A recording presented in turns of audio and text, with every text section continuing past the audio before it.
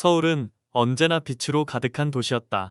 네온 사인과 헤드라이트, 수많은 욕망이 얽힌 채 밤조차 잠들지 않는 곳. 그 속에서 한 소년, 동혁은 늘 위를 올려다보았다.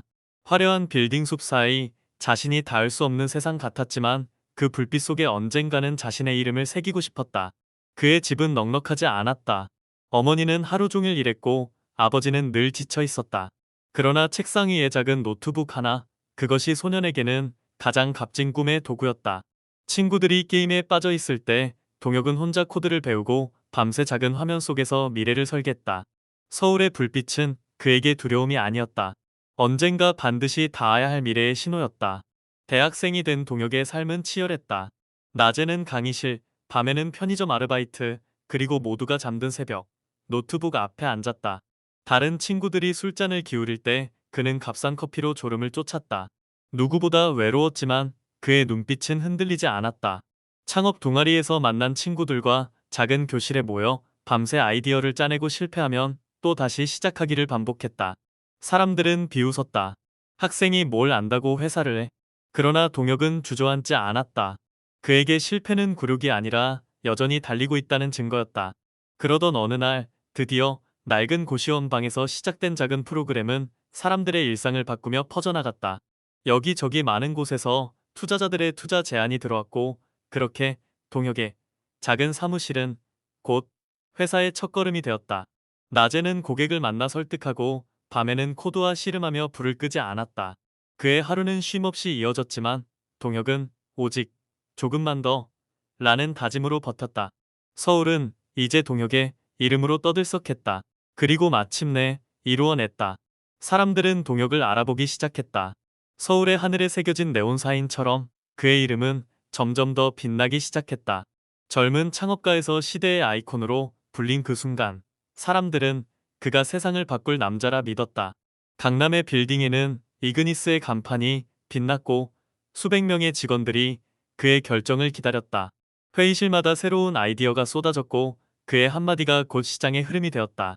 투자자들은 경쟁하듯 줄을 섰고 그가 선택한 사업은 곧 새로운 유행이 되었고 하루 24시간이 부족했다. 서울 전경이 내려다 보이는 사무실에서 커피 한 잔으로 시작된 하루는 끝없이 이어지는 계약과 강연으로 가득했다. 밤이 되면 빛나는 무대 위, 청년들의 환호 속에서 그는 미래를 이야기했다. 여러분, 불가능은 없습니다. 우리가 만들면 그것이 곧 미래가 됩니다. 어머니는 TV를 보며 눈물을 흘렸고 아버지는 지인들에게 아들의 이름을 자랑했다. 화려한 무대에 폭발하는 플래시, 수많은 악수와 박수 속에서 동혁은 자신이 이 도시의 주인공이라 믿었다. 그러나 정상에서 바라본 풍경은 찬란했지만 그 아래에 도사린 그림자는 보이지 않았다. 모든 것이 영원할 것 같았다. 그러나 작은 금이 빠르게 번지듯 균열은 이미 시작되고 있었다. 믿었던 직원의 기술 유출, 핵심 인재의 이탈, 그리고 예상치 못한 시장의 침체. 한때 기적이라 불렸던 회사는 순식간에 흔들리기 시작했다. 투자자들의 전화는 차가운 요구로 변했고 언론의 조명은 찬사를 거둔 뒤 비난의 칼날로 돌아섰다. 밤새 불이 꺼지지 않던 사무실은 이제 공허한 정막만 감돌았다. 그리고 마침내 이그니스는 잿더미처럼 무너져 내렸다. 그러나 시련은 그것으로 끝나지 않았다. 어머니의 기억이 서서히 무너져 내리고 있었다. 아들의 이름을 잊고 익숙한 거실마저 낯선 공간이 되는 순간 동혁은 세상의 어떤 실패보다 큰 두려움을 느꼈다. 그리고 이어진 아버지의 병, 위암 말기라는 진단을 받아 든 동혁은 그 자리에 주저앉았다.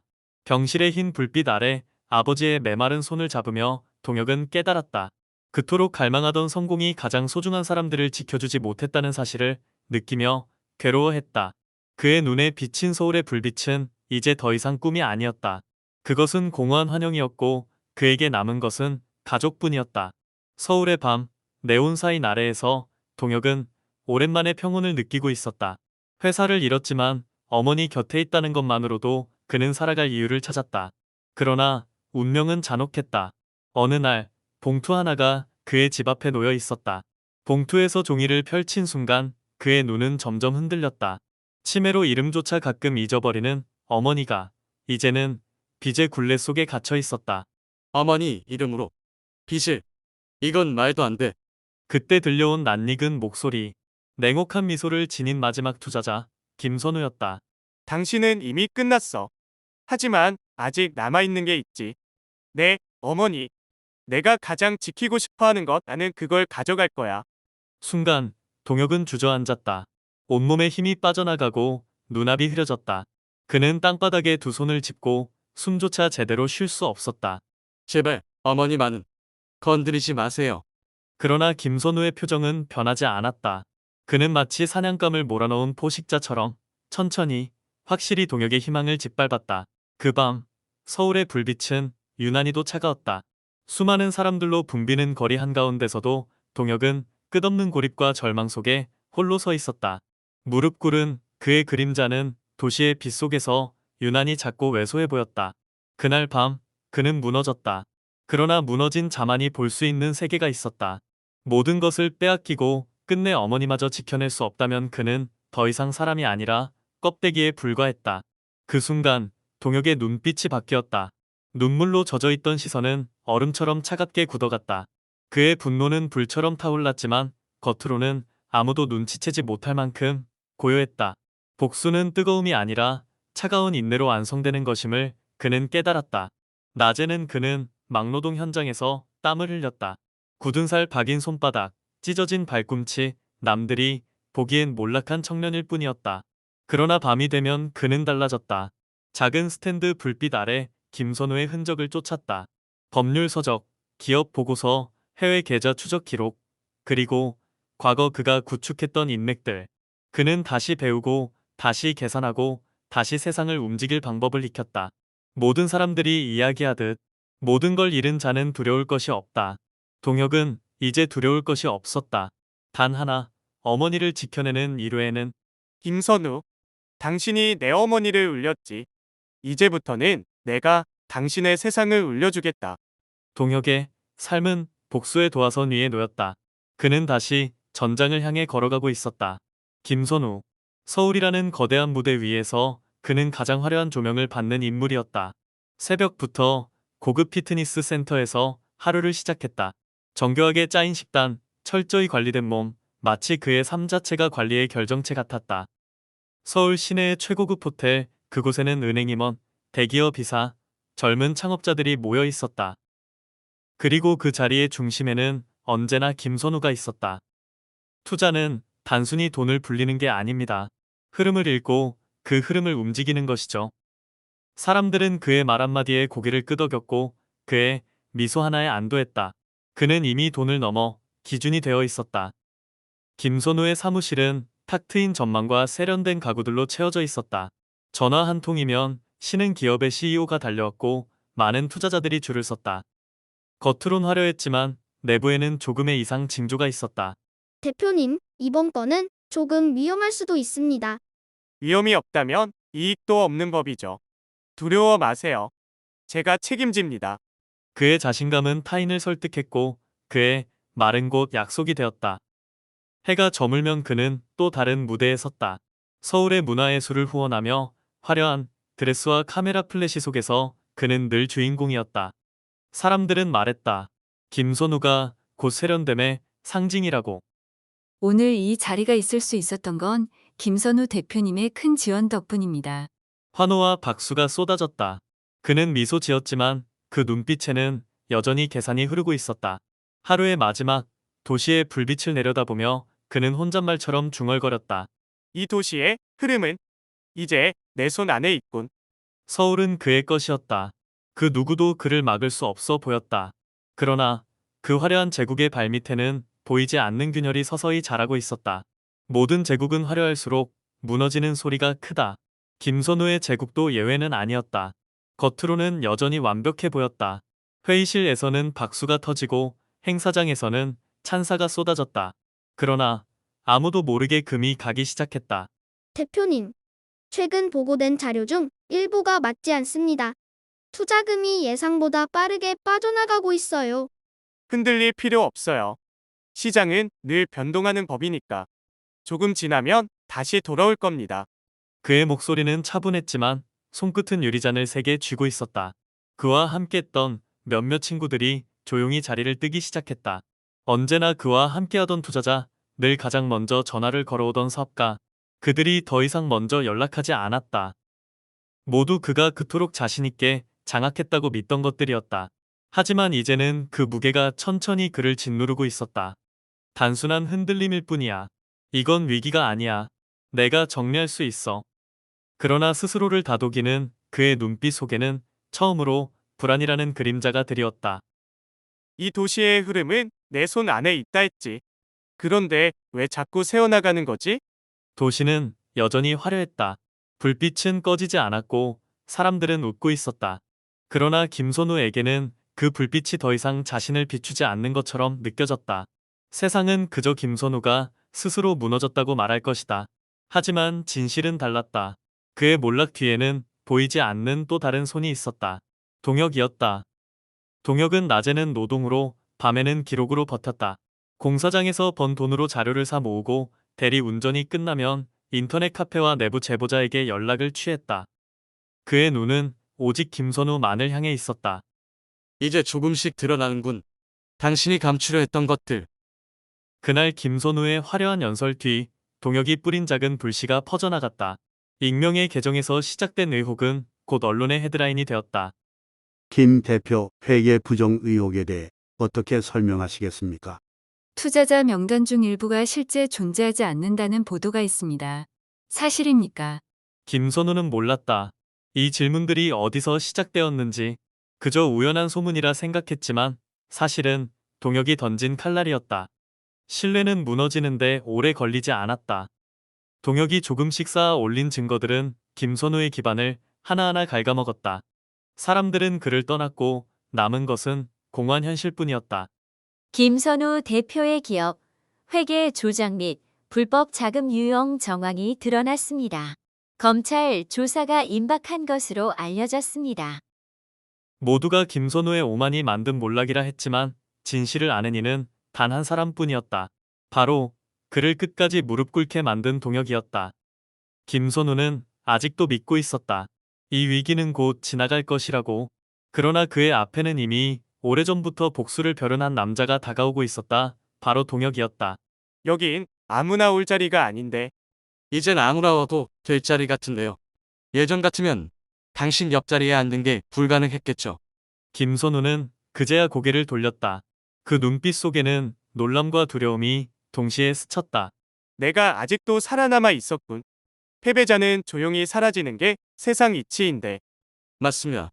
사라질 수도 있었죠. 하지만 내 어머니 이름을 걸고 빚을 씌운 순간 당신은 날 끝까지 남게 만들었어요. 서류 한 묶음을 내미는 동혁. 김선우가 무심코 펼쳐본 순간 그의 손이 굳는다. 서류 속에는 숨겨진 비자금 계좌, 불법 투자 정황, 조작된 계약서 사본이 고스란히 담겨 있다. 이게 당신의 진짜 얼굴입니다. 난 지난 몇 년간 이 순간만을 위해 움직여왔습니다. 김선우의 안색이 변했다. 처음에는 비웃음, 곧 분노, 그리고 마지막엔 서늘한 공포가 스며들었다. 허튼 수작 부리지 마. 그런 자료는 어디서든 꾸며낼 수 있어. 맞습니다. 하지만 이건 검찰과 언론에 이미 전달된 사본의 일부일 뿐이죠. 당신 앞에 놓인 건 마지막 기회라고 생각하십시오. 그 순간 김선우는 깨달았다. 자신의 몰락은 단순한 실수가 아니라 동혁이 치밀하게 준비한 심판이었다는 것을. 모든 싸움에는 마지막 경고가 있다. 그것을 받아들이느냐, 무시하느냐에 따라 인생의 종착지는 달라진다. 김선우 앞에 놓인 것도 바로 그런 경고였다. 조건은 간단합니다. 내 어머니의 이름으로 걸린 모든 부채를 탕감하고 관련 소송을 즉시 취하하세요. 그렇지 않으면 이 서류는 세상 밖으로 나갈 겁니다. 내가 감히 날 협박해? 내가 누군지 알기나 해? 나 김선우야. 넌 이제 아무것도 없는 패배자에 불과해. 패배자라서 강한 겁니다. 난 더 잃을 게 없어요. 하지만 당신은 아직 잃을 게 많죠. 명예, 재산, 이름, 그리고 살아온 모든 시간. 김선우의 심장이 미세하게 흔들렸다. 그가 평생 쌓아 올린 것들이 한순간에 무너질 수 있다는 섬뜩한 현실이 비로소 그의 가슴을 조여왔다. 이 자식이 정말 날 끝장낼 수 있단 말인가? 아니야. 그럴 리 없어. 그럴 리가. 선택은 당신이 하세요. 난 더는 말하지 않겠습니다. 다만 기억하세요. 당신이 내 어머니에게 남긴 상처. 그건 이 어떤 빛보다도 무겁습니다. 김선우는 홀로 남았다. 눈앞에 놓인 얇은 서류 더미가 지금껏 쌓아 올린 제국보다 무겁게 느껴졌다. 그의 눈빛은 여전히 오만하려 했지만 그 깊은 곳에서는 처음으로 두려움이 스며나오고 있었다. 사람은 외부의 공격으로 무너지지 않는다. 진짜 몰락은 가장 가까운 곳에서 시작된다. 단 한 장의 종이가 수십 년의 제국보다 무겁구나. 회장님, 저는 버틸 수 없습니다. 외부에서는 회장님 개인의 문제라고 선을 긋고 있습니다. 우린 회장님과 함께할 수 없습니다.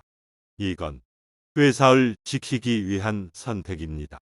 그토록 충성하던 사람들이 이제는 눈조차 마주치지 않았다. 칼날은 적에게서 오지 않았다. 그가 키워온 사람들의 손에서 내려졌다. 넌 날 믿지? 넌 나랑 끝까지 가줄 거지? 미안하다, 선우야. 너랑 얽혀 있으면 나도 끝장이야. 이젠 각자 살아야 하지 않겠나. 어제까지의 동료는 오늘의 배신자가 되었다. 남은 것은 화려한 호텔 조명과 쓸쓸히 비워진 잠분이었다. 내가 어쩌다 이렇게 되었지. 그 자식이 정말 날 무너뜨리는 건가? 그는 여전히 화려한 집에 살고 있었으나 그 공간은 이미 감옥이 되어 있었다. 제국은 무너졌고 왕은 고독 속에 홀로 남았다. 진정한 반격은 소리를 내지 않는다. 조용히 그러나 확실히 상대의 숨통을 끊는다. 동혁은 마침내 그 순간을 맞이했다. 이 정도면 김선우는 다시는 일어나지 못하겠군요. 확실합니까? 출처는 안전한 겁니까? 진실은 언제나 안전합니다. 그걸 감출 수 없을 뿐이죠. 그가 준비한 건 단순한 폭로가 아니었다. 김선우가 쌓아 올린 가면을 벗겨내는 치밀한 퍼즐의 마지막 조각이었다. 저녁 뉴스에 재계와 정계에 큰 충격을 주는 보도가 이어졌다. 수십 년간 한국 사회를 뒤흔든 김선우의 실체가 마침내 밝혀졌습니다. 그토록 원하던 세상의 주목이 이제는 그의 목을 조르는 올가미가 되었다. 이제 끝이다. 엄마, 이걸로 조금은 편히 쉴 수 있겠지. 분노에서 시작된 싸움은 마침내 정의로 완성되었다. 동혁은 복수를 했지만 그 복수는 더 이상 증오가 아니었다. 그것은 상처받은 이름을 되찾기 위한 조용한 선언이었다. 서울의 불빛은 여전히 찬란했지만 이제 그 빛은 더 이상 남의 것이 아니었다. 동혁의 새로운 시간이 시작되고 있었다. 엄마, 나야 동혁이야. 그녀는 여전히 많은 것을 잊었지만 아들을 향한 사랑만은 잠시라도 잊지 않았다. 그는 더 이상 화려한 빌딩 숲의 주인이 아니었다. 하지만 이 순간만큼은 누구보다도 부유했다.